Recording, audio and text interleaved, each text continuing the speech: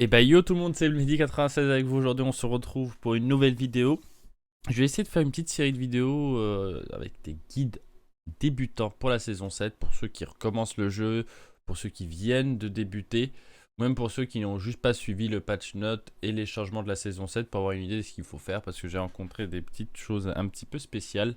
Donc on va commencer par ADC. Je me suis dit que c'est le rôle un petit peu le plus simple à appréhender pour les débutants.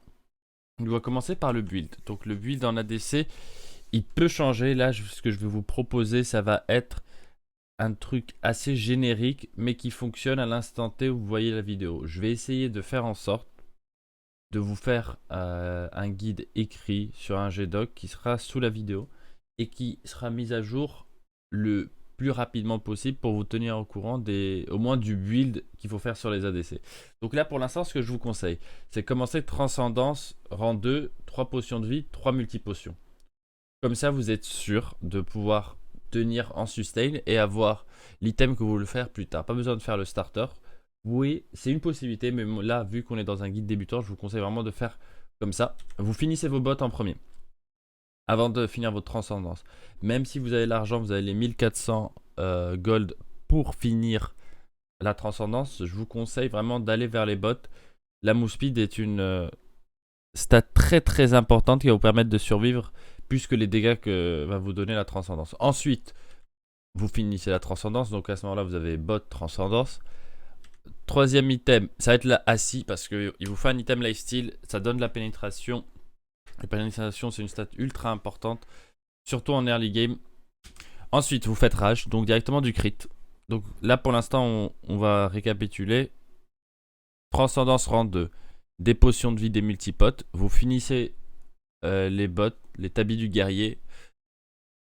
Vous finissez la transcendance, vous achetez assis, vous achetez rage. À partir de ce moment-là, il y a un choix qui va s'offrir à vous. Si vous sentez que vous n'avez pas besoin de plus de pénétration, c'est-à-dire que vous êtes en train de fight des carries et pas des tanks, vous partez sur condamneur. Et si vous fightez plus de tanks que de carries et que vous voyez que vous ne faites pas assez de dégâts, vous partez sur exécuteur. Donc pour vous montrer les items, exécuteur et condamneur. Ça, c'est plus ou moins, ils sont interchangeables en termes de position. C'est plus à vous de jauger qu'est-ce qui est intéressant ou pas en fonction de la game.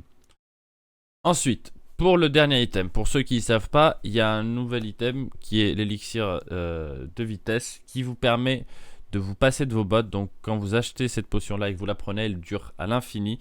Elle coûte 1500 gold et va vous donner la possibilité de vendre vos bots et d'acheter un nouvel item. Donc moi ce que je vous propose ici, c'est 3 items en fonction de la situation. Donc si vous sentez que vous n'avez pas assez de crit, que vous êtes en train de mourir très vite et que vous avez besoin de fight et de one-shot la personne qui est en face de vous. C'est-à-dire qu'en 2 auto-attaques, la personne peut disparaître. Et je parle surtout pour l'assassin qui va vous go in. Vraiment être capable de le faire dépop instantanément. Je vous conseille Démon du Vent. Si vous êtes plutôt... vous restez à la fin des fights ou vous tuez mais vous mourrez juste après, la forge de sang peut être une solution. Ça vous fait double lifesteal. Il faut faire attention si l'équipe ennemie n'a pas acheté de l'anti-heal qui peut vous coûter cher si vous avez double lifesteal. Il va vous donner ce petit shield qui va vous permettre de survivre légèrement plus longtemps avec assis. Vous allez pouvoir remonter vos HP assez vite pour pouvoir continuer à fight. Et moi, c'est celui que je vous conseille, c'est la lame toxique qui en fait donne la pénétration des HP et de la vitesse d'attaque. Et je crois une dernière stat, mais que j'ai oublié. Et surtout, un truc très important, c'est l'anti-heal quand vous allez auto-attaque quelqu'un.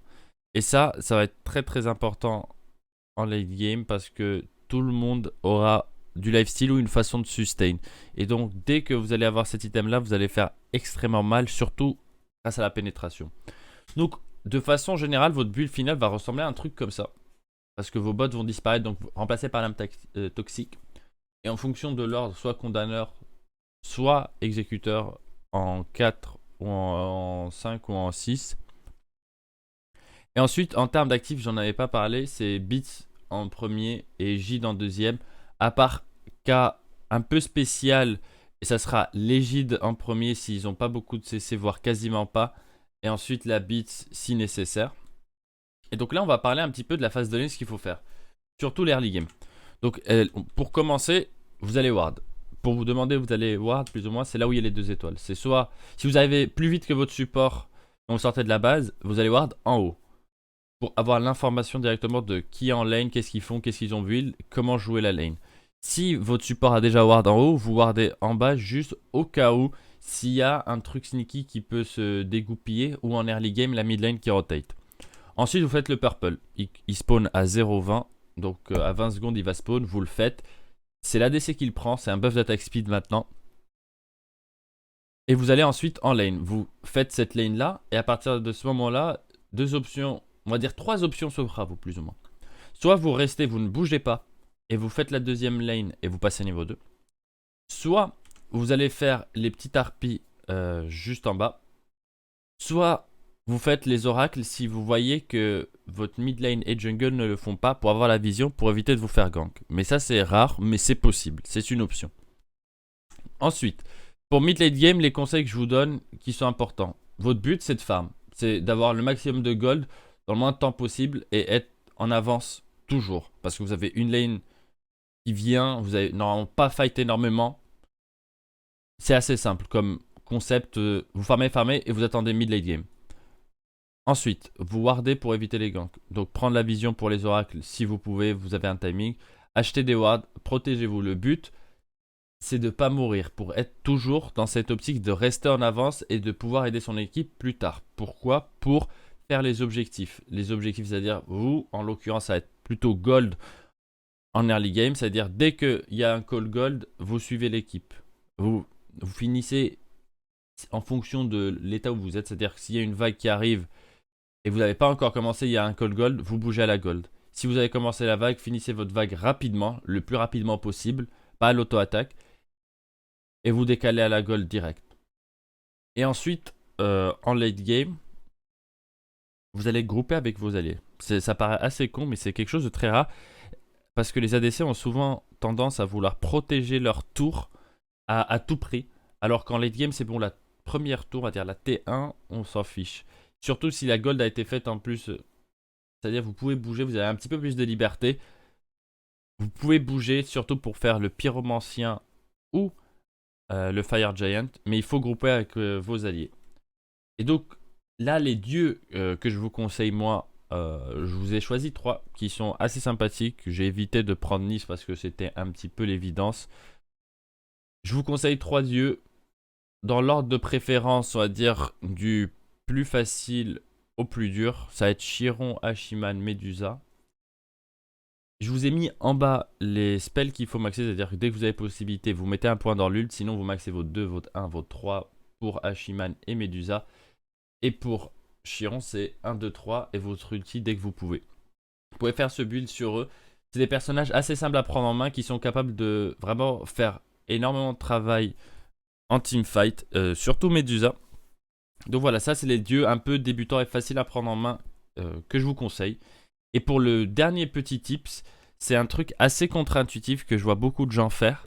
C'est quand vous êtes le HP en face de lane, n'hésitez pas à back. Ça paraît tout con, mais ne restez pas en train de grid une lane, vous allez mourir bêtement et ça va vous mettre encore plus en retard que si vous aviez juste back, accepté de perdre quelques sbires et revenir en lane. Parce que si vous mourrez, c'est vous perdez cette lane que vous allez perdre, vous donnez l'XP à la DC ennemie et probablement vous allez perdre la tour parce que votre respawn est plus long que juste votre back et vous allez revenir. Deuxième tips. Quand vous faites go in par un ennemi, n'allez pas vers votre base. Ça paraît très stupide dit comme ça, mais quand vous êtes en teamfight et que la base est extrêmement loin, vous êtes loin, ne courez pas loin de vos alliés. Vos alliés peuvent vous aider, ils ont des spells, ils ont des dégâts pour tuer la personne ou occuper la personne qui est sur vous. Donc plutôt allez vers votre support pour qu'il puisse vous aider. Avec ses actifs, shell, sprint, quelque chose, du heal, un shield. Il y aura quelque chose pour vous aider. Il ne faut pas vous éloigner de vos alliés. Et dernier petit tips, quand vous faites dive, ne vous mettez pas entre les deux tours. Supposons que vous faites dive à la première tour, restez sur la première tour. Comme ça, la personne qui est en train de vous dive prend des dégâts par la tour. Et vous avez peut-être une chance de la tuer. Si vous vous mettez à courir et à vous éloigner, elle vous chase. Elle continue à vous chase. Et vous vous retrouvez entre la T1 et la T2, ça veut dire que la personne peut vous tuer, ne prend plus de dégâts par la tour et vous n'êtes plus protégé par rien. Donc je trouve ça, c'est quelque chose de contre-intuitif à prime abord, mais quand vous posez, vous réfléchissez un peu, vous voyez que il y a une certaine logique derrière. J'espère, on va dire, que cette guide vous a plu. Je vous dis ciao et à la prochaine.